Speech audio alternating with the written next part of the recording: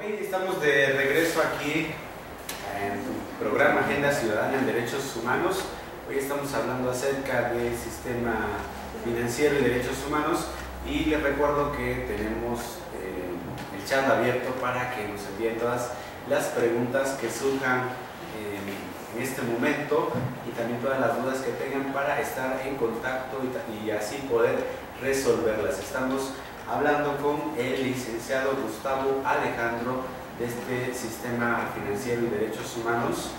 Y pues, licenciado Alejandro, yo quisiera que continuara con la plática, una plática muy interesante y la verdad está, pues, es muy provechosa para todos nosotros. Pues nuevamente le agradezco y quisiera continuar en la parte conducente, sobre todo cuando comentaba yo el tema de cómo se visibiliza la cuestión de los derechos humanos de la primera y segunda generación, pero que solo tiene que ver con los principios de interdependencia e invisibilidad. Esto surge principalmente porque en ocasiones muchos me preguntan si, por ejemplo, el tema de la Convención Americana, y en el caso específico del artículo 21 en su apartado 3, habla de que la usura debe ser prohibida por la ley. Esto lo marcan dentro de los derechos humanos de la primera generación. Pero ¿cómo impactan en los derechos humanos de la segunda generación? Bueno, el tema, decía yo hace unos minutos, tiene que ver con vivienda. ¿Por qué? Porque de manera, cuando nosotros analizamos la mayor parte de contratos, este tipo de contratos, en sí la gran mayoría, valga la expresión, eran para obtener vivienda. Y en consecuencia, ¿qué sucedía? ¿No? En este momento pues, se puso en alto riesgo, ¿no?, la vivienda. Entonces había una violación de derechos humanos. ¿Por qué? Porque al final de cuentas este tema de los deudores no era responsabilidad de ellos, era más bien una cuestión de carácter estructural, la falla de un sistema financiero en México, que realmente a los que les imposibilitó de pago fueron los deudores. Recordemos que luego surge también otra gran farsa, el tema de programas de apoyo a deudores, ¿no?, en los cuales se les pedía que ellos reestructuraran, modificaran sus convenios, ¿no?, que modificaran los contratos por medio de convenios judiciales, pero se da de manera desafortunada ya no en pesos, sino se les decía que lo hicieran en unidades de inversión, una forma disfrazada de usura. ¿Por qué? Porque en un primer momento le decían, ¿sabes qué? Si tú me debes 100,000 pesos, vas y me firmas el convenio por 100,000 UDIs, que son las unidades de inversión.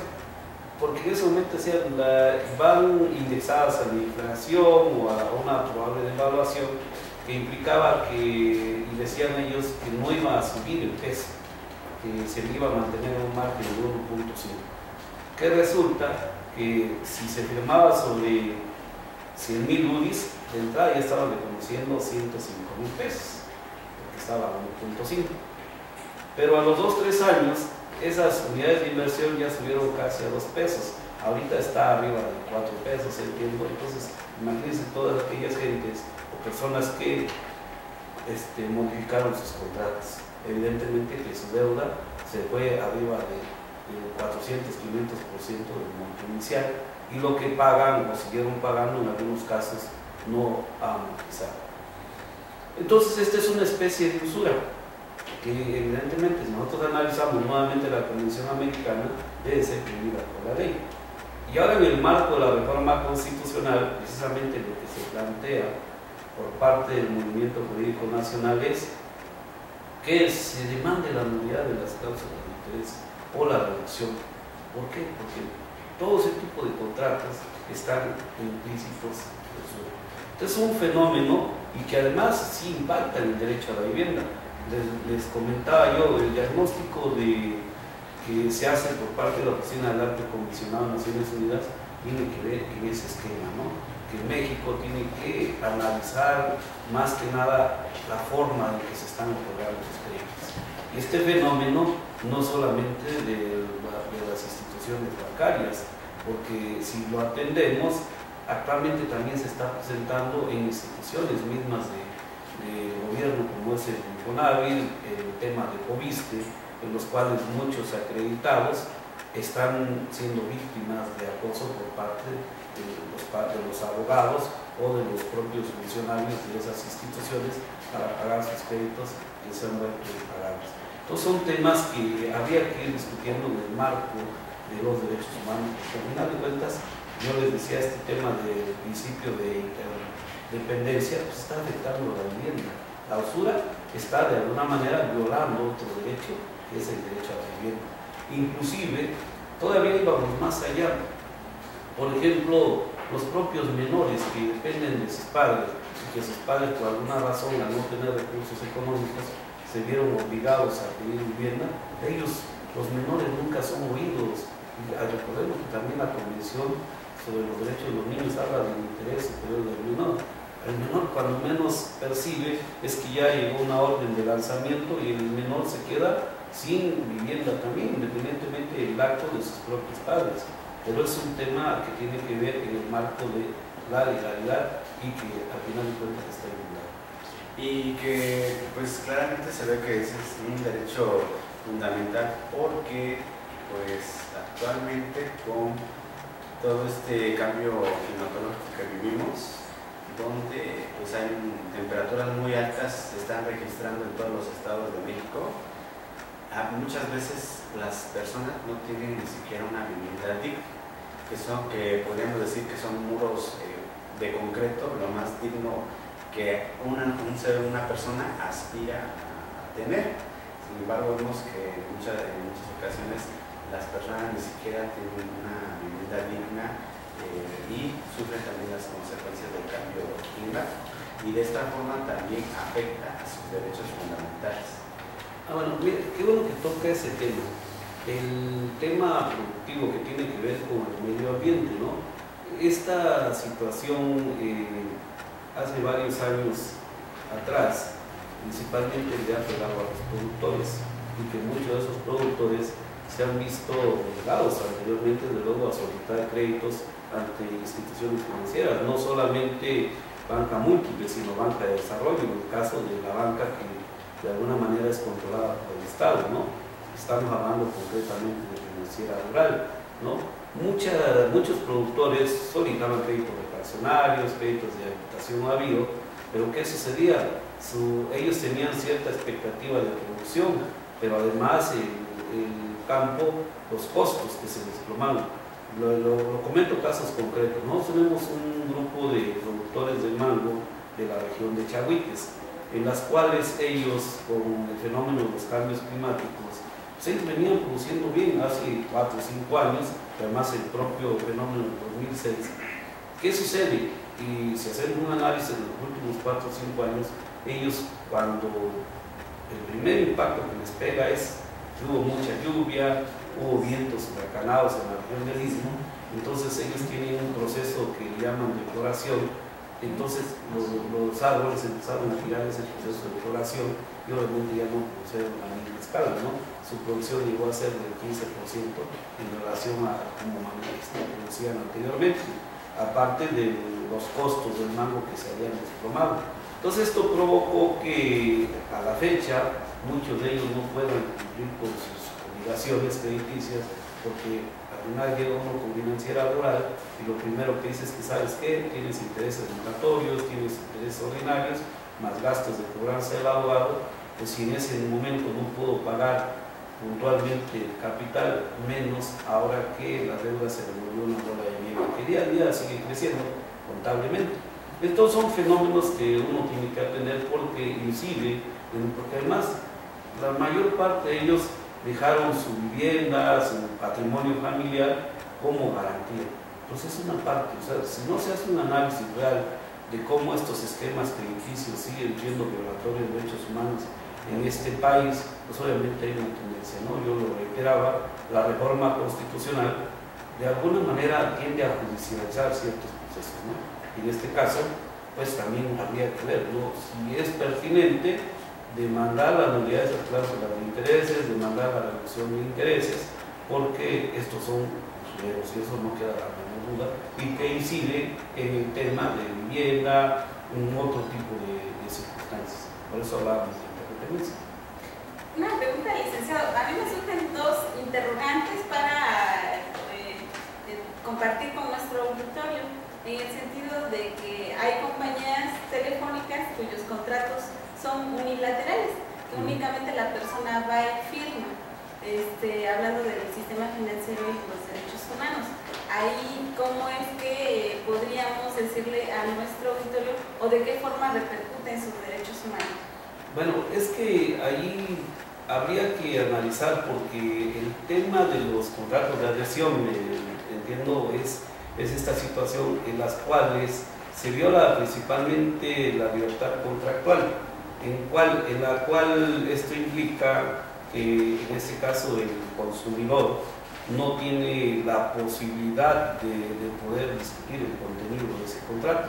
Pero recordemos que también el año pasado sufrió una reforma, la misma ley de amparo, en el sentido de que también se van a tutelar los derechos de los consumidores y el tema también del derecho al medio ambiente, que tiene que ver con el control incluso de la propia Constitución. Entonces son algunos temas que evidentemente el sistema jurídico va cambiando, por eso la importancia de darle difusión a este tipo de situaciones, porque esto obliga a que los abogados, las abogadas se metan en estos temas. Sobre todo la reforma constitucional, nosotros decimos y sostenemos que representó un rompimiento de todos los paradigmas bajo los cuales fuimos formados en las universidades, ¿no? ¿Por qué? Porque fuimos formados bajo nosotros la conocemos como la pirámide de Kelsen, ¿no? Que está primero la Constitución, luego las legislaciones federales y los tratados internacionales.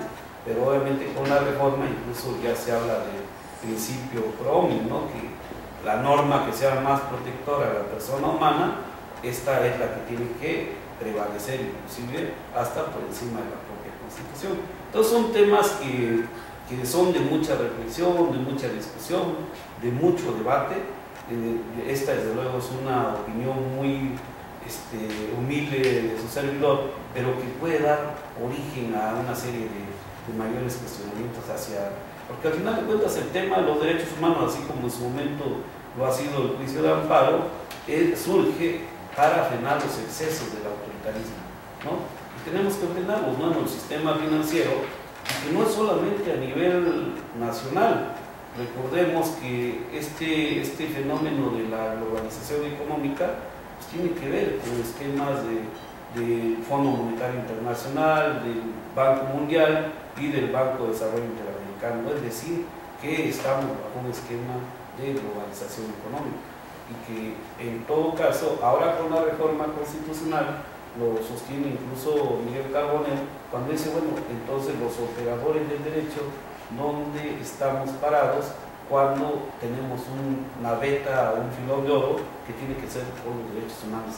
Es decir, darle respuesta a esa sociedad frente a ese autoritarismo, yo más bien diría autoritarismo económico, ¿no? Porque las políticas públicas, al final de cuentas, también están siendo como que dirigidas por parte de esos organismos internacionales, ¿no? Entonces, vemos los casos de las mineras, vemos casos de las hidroeléctricas, o sea, cómo están incidiendo en los estados, pero privatizando estos fenómenos. Así es. Y pues, ¿cuál sería actualmente el sistema financiero que se vive en México? Pues es un sistema financiero usurero, ¿no? Recordemos que México se integra al G20, que yo no entiendo de dónde saca México estar integrado al G20 cuando tenemos verdaderamente gente viviendo en extrema miseria, no solamente pobreza, sino estamos viviendo en extrema miseria, ¿no? Y que todavía se matiza más con los fenómenos climáticos, ¿no? En el caso de huracanes, en el caso de inundaciones, que luego inmediatamente salen como que a tratar de ocultar que se visibilice ese tipo de gente que vive en pobreza extrema o en extrema miseria. Claro, y que lo único que están buscando es, la mayoría de estas personas, lo único que buscan el día a día es tener un plato en la mesa.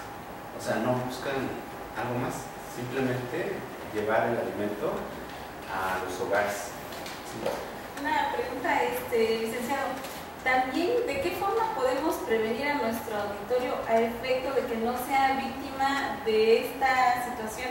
Por ejemplo, se ha escuchado en el estado de Oaxaca las cajas que han defraudado a la gente que confía y que va y deposita sus ahorros. Bueno, qué bueno que esa pregunta me parece interesante, porque es una segunda parte de este contexto. Curiosamente, nosotros como movimiento ya veíamos venir este problema, incluso todavía habrá algunos documentos en la hemeroteca que en el 2001, cuando surge la ley de ahorro y crédito popular, en ese momento nosotros denunciábamos que se iba a presentar un fenómeno de esta quiebra masiva. ¿Por qué? Porque si nos ubicamos en el contexto de 1995 al 2000, 2001, curiosamente también las instituciones de crédito dejaron de otorgar créditos, en este caso la banca múltiple, la banca de desarrollo, porque estaban saneando, entre comillas, todo lo que eran sus finanzas, ¿no? Y recordemos que ahí surgió el FOBAPROA o el IPAD en su momento, en las cuales lo que era deuda privada se convirtió en deuda pública. Pero bueno, eso pudiéramos comentarlo en otra ocasión. Pero el fenómeno de las cajas de ahorro se presenta de manera más brutal porque si veíamos en Oaxaca, en ese ínter empiezan a proliferar cientos de cajas de ahorro, denominadas cajas de ahorro, pero bajo esquemas jurídicos diversos. ¿Por qué digo esto? Muchas funcionaban como sociedades anónimas, que tienen una naturaleza diversa, otras funcionaban como sociedades de ahorro y préstamo, otras como sociedad civil, otras como sociedades nacionales, existen diferentes figuras, y que obviamente su naturaleza jurídica era diversa. ¿Qué sucede con la ley de ahorro y crédito popular? Encierran o tratan de enmarcar a todo tipo de sociedades, pero había un fenómeno. Hay una ley general de sociedades cooperativas y curiosamente el mismo día que entra en vigor la ley de ahorro y crédito popular, ese mismo día se adiciona una fracción a la ley general de sociedades cooperativas, donde se introduce también que dentro de las sociedades cooperativas entraban las sociedades de ahorro y préstamo. Fíjense la consecuencia. Las sociedades cooperativas, su naturaleza es como el matrimonio, ¿no? La ayuda mutua, la solidaridad. Esa era. Y además entre los socios. A diferencia de las cajas de ahorro, que no funcionaron como ayuda mutua, como solidaridad. Pero ¿qué implicaba? Fíjense lo importante, esta reforma engañosa, porque tenemos un análisis de esto. La ley de ahorro y crédito popular, al permitir que se aglutinaran sociedades de ahorro y préstamo, sociedades anónimas, etc., ahí ya permitió la usura, porque las ubicó dentro de un marco financiero. Recordemos que las cajas no eran instituciones financieras. Ustedes vean la reforma del 2001 primero, ya se empiezan a constituir como sociedades financieras. Y entonces ahí ya permiten la usura. Les comento esto porque yo tuve oportunidad de leer varias actas constitutivas de las cajas que ya existían, y dentro de ellas su naturaleza era no lucrativa, incluso así lo planteaba, más bien dicho, la Ley General de Organizaciones y Actividades Auxiliares del Crédito, dentro de las cuales en uno de sus artículos mencionaba que eran sociedades no lucrativas. Entonces, este fenómeno se presenta en ese momento, pero desde luego lo explicaré posteriormente si ustedes desean. Así es, licenciado Gustavo Alejandro. Vamos a ir a una pausa promocional y regresamos con este tema tan interesante de sistema financiero y derechos humanos. Es que ahí modificar la ley.